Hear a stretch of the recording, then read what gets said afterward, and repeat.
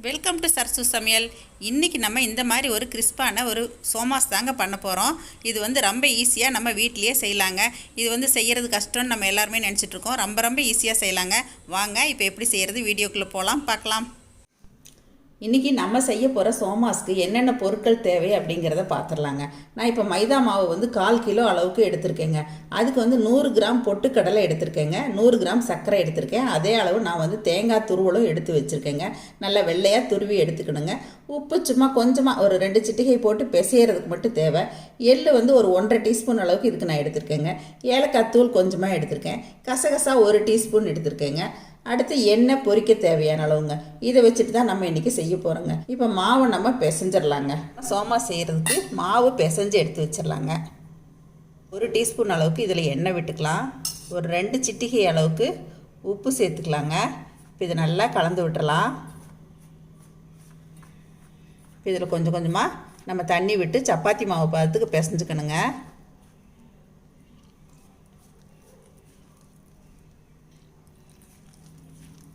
இப்போ மாவு நல்லா பிசைஞ்சாச்சுங்க.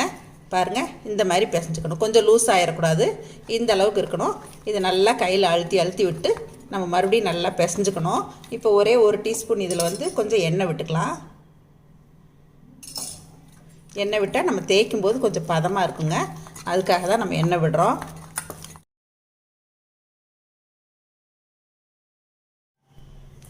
இப்போ நான் எண்ணெய் ஊற்றுனதுக்கப்புறம் இந்த மாதிரி நம்ம எண்ணெய் ஊற்றின சுவடே தெரியாமல் இந்த அளவுக்கு நல்லா நம்ம பிசைஞ்சுக்கணுங்க.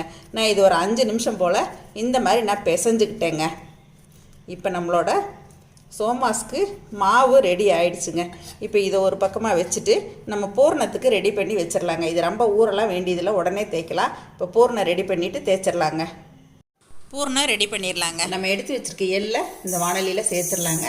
சும்மா கொஞ்சம் ட்ரையாக அப்படியே வறுத்து எடுத்துக்கலாங்க. எள் எல்லாமே வந்து பொரிஞ்சு வர ஆரம்பிக்குது.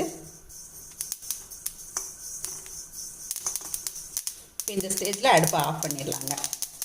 வேற ஒரு தட்டில் கொட்டி வச்சிடலாம்.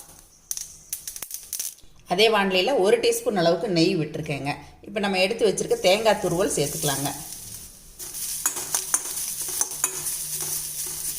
தேங்காய் பூவையும் கொஞ்சம் நல்லா வறுத்துக்கணுங்க. தேங்காயை நம்ம நல்லா வறுத்து போடும்போது நம்ம செய்கிற சோமாஸ் வந்து கெட்டு போகாமல் இருக்குங்க. அதுக்காக தான் நம்ம தேங்காயை நல்லா வதக்கிடுறோம். இப்போ இது இன்னும் கொஞ்சம் கலர் மாறுற வரைக்கும் நம்ம வறுத்துக்கணுங்க. இப்போ பாருங்கள், தேங்காய் வந்து நல்லா கொஞ்சம் கலர் சேஞ்ச் ஆக ஆரம்பிச்சிருச்சு. இந்த ஸ்டேஜில் நம்ம எடுத்து வச்சுருக்கிற கசகசா சேர்த்துக்கலாங்க.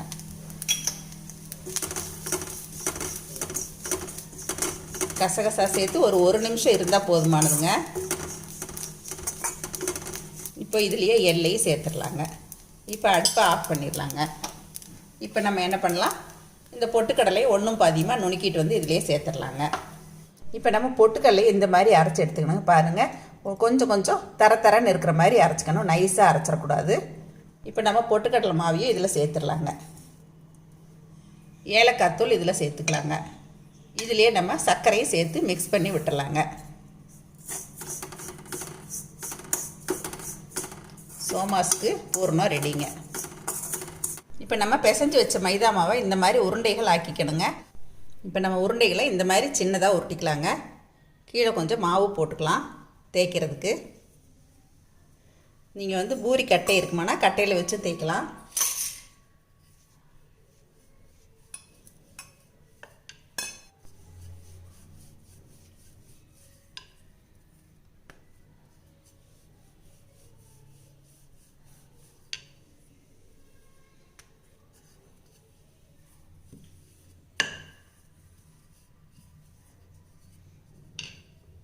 இந்த மாதிரி கொஞ்சம் லேசாக தேய்ச்சிக்கங்க, ரொம்ப மொத்தமாக வேண்டாம், இந்த அளவுக்கு தேய்ச்சிக்கங்க. இப்போ நான் இந்த அளவுக்கு தேய்ச்சிக்கிட்டேங்க. இப்போ தேய்ச்சதை வந்து நம்ம ஒரு டிஃபன் பாக்ஸ் மூடி எடுத்துக்கலாம். எடுத்துகிட்டு இந்த மாதிரி வச்சிட்டிங்கன்னா நல்ல ரவுண்ட் ஷேப் நமக்கு கிடைக்குங்க. இப்போ ஓரத்தில் இருக்கிறதெல்லாம் நம்ம சுற்றிலும் எடுத்து விட்டுக்கலாம். இப்போ இதை அடுத்த செட்டு உருண்டையோடு சேர்த்துக்கலாங்க. இப்போ பார்த்தீங்கன்னா இது நல்ல ரவுண்ட் ஷேப் கிடைக்கும். இந்த அளவுக்கு தேய்ச்சதில் நம்ம இப்போ பூரணம் வச்சுக்கலாங்க. வச்சுட்டு இதை வந்துட்டு நம்ம இப்படி மடிச்சுக்கலாம்.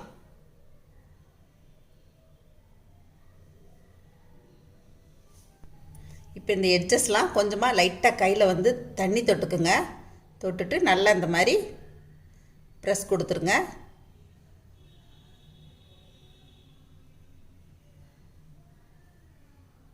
உங்கள்கிட்ட சோமாஸ் கட்டர் இருந்துச்சு அப்படின்னா நீங்கள் சோமாஸ் கட்டரில் கூட வச்சு கட் பண்ணலாங்க. இப்போ நம்ம ஃபோர்க் வச்சுட்டு இப்படி இந்த எட்ஜிலேருந்து அந்த ஓரம் வரைக்குமே நீங்கள் இப்படி பண்ணிட்டீங்கன்னா ஒரு டிசைன் கிடச்சிக்குங்க நமக்கு. அப்படியேவும் போடலாம். இந்த மாதிரி செய்கிறப்ப பார்க்குறதுக்கு பொரிக்கும்போது அழகாக இருக்குங்க.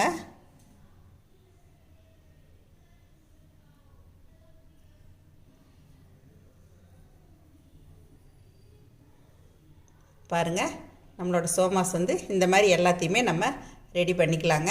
நீங்கள் எவ்வளோ பெரிய சைஸ் வேணுமோ அந்த அளவுக்கு நீங்கள் சைஸ் போட்டுக்கலாம். இப்போ நான் ரெண்டாவது வந்து இதை வந்து கொஞ்சம் பெருசாக தேய்ச்சிருக்கேங்க. அதனால் அதுக்கு தகுந்த மாதிரி நம்ம கொஞ்சம் பூர்ணம் வந்து ஜாஸ்தியாக வச்சுக்கலாம். இதில் வச்சுட்டு இப்போ இதை நம்ம என்ன பண்ணலாம் அப்படின்னா இப்படி மடிச்சிடலாம். இன்னொரு மெத்தடும் உங்களுக்கு நான் சொல்லி கொடுக்குறேன். இப்போ எட்ஜஸில் வந்து இந்த மாதிரி தண்ணி வச்சுக்கலாம். தண்ணி வந்து சும்மா நனைச்சிங்கன்னா போதும், அதிகம் வேண்டாம். இந்த எட்ஜஸ் ஒட்டுறதுக்காக தான் நம்ம வந்துட்டு தண்ணி வைக்கிறோம். இப்படி வச்சுட்டு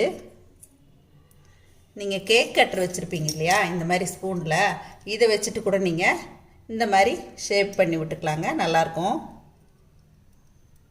உங்கள்கிட்ட கேக் கட்டர் இருந்துச்சு அப்படின்னா நீங்கள் இந்த மாதிரியும் பண்ணலாம்.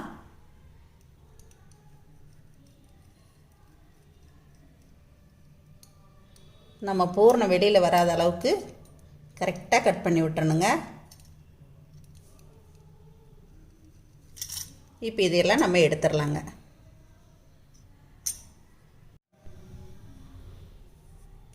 இப்போ இதை எடுத்துகிட்டு இதை நம்ம அப்படியே கூட பொரிக்கலாங்க.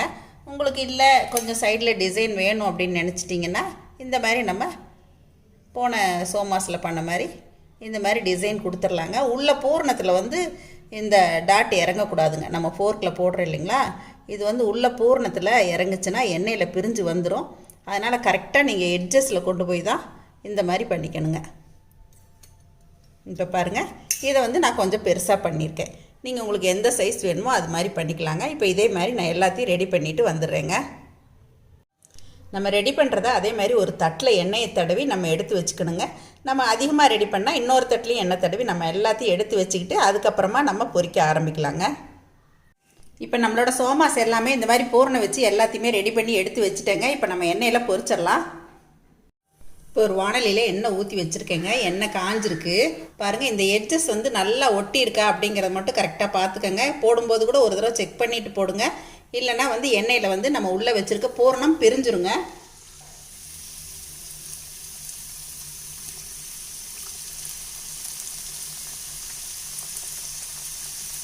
இப்போ நான் இதில் சின்னதாக இருக்கனால 3 சேர்க்குறேங்க.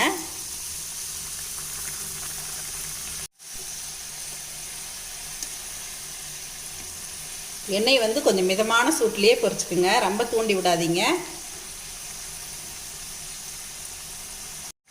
இப்போ நம்ம எடுத்துடலாங்க.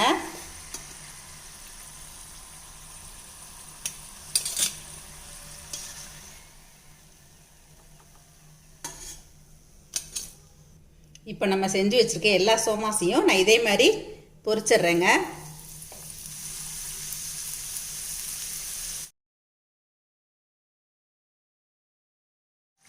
இப்போ நம்ம எடுத்துடலாங்க.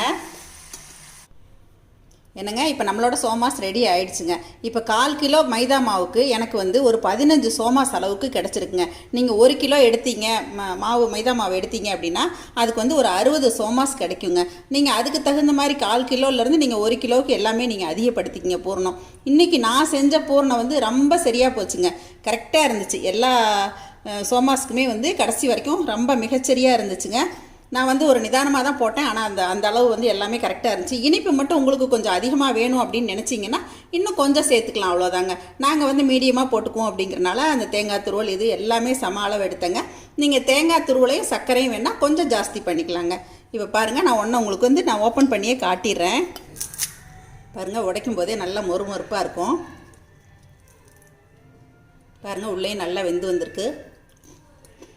சாப்பிடும்போதும் நல்லா கிறிஸ்பாக நல்லா வந்திருக்குங்க. என்னங்க இன்றைக்கி நான் செஞ்ச இந்த சோமாஸ் ரெசிபி உங்கள் எல்லாருக்கும் ரொம்ப பிடிச்சிருக்குன்னு நினைக்கிறேங்க. கண்டிப்பாக நீங்களும் இந்த தீபாவளிக்கு இதை ட்ரை பண்ணி பாருங்கள். இதை பார்த்துட்டு எப்பயும் போல் உங்களோட ஃபீட்பேக் சொல்லுங்கள், ஷேர் பண்ணுங்கள், சப்ஸ்கிரைப் பண்ணுங்கள். தேங்க்யூ. மறுபடியும் ஒரு ரெசிபியுடன் உங்களை வந்து சந்திக்கிறேன். நன்றி, வணக்கம். சரசு சமையல் பாருங்கள், சமையல் நல்லா பண்ணுங்கள்.